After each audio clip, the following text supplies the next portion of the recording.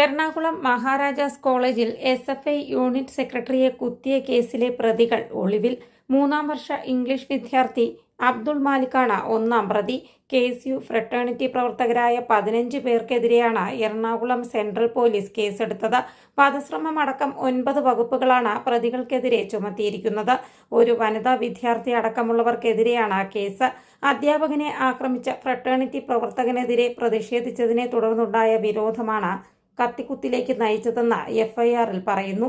അതേസമയം സംഘർഷവുമായി ബന്ധപ്പെട്ട ഒരു KSU പ്രവർത്തകനെ പോലീസ് അറസ്റ്റ് ചെയ്തു. 8-ാം പ്രതിയായ ഇജിലാലിനെയാണ് അറസ്റ്റ് ചെയ്തത്. SFI നൽകിയ പരാതിയിലാണ് നടപടി. ഇന്നലെ പുലർച്ചെ കോളേജ് ക്യാമ്പസിൽ വെച്ചാണ് സംഘർഷമുണ്ടായത്. SFI unit secretary Nasar Abdul റഹ്മാനാണ് കുത്തേറ്റത്.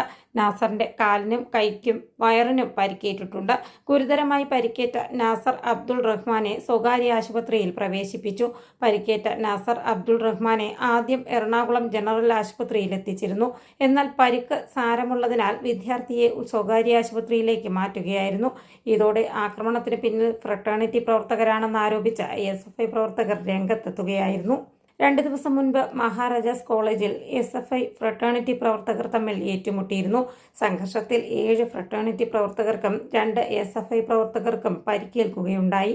കഴിഞ്ഞ വർഷം നടന്ന കോളേജ് യൂണിയൻ തിരഞ്ഞെടുപ്പുമായി ബന്ധപ്പെട്ട പ്രശ്നങ്ങളാണ് സംഘർഷത്തിന് കാരണമായത്. News desk India today.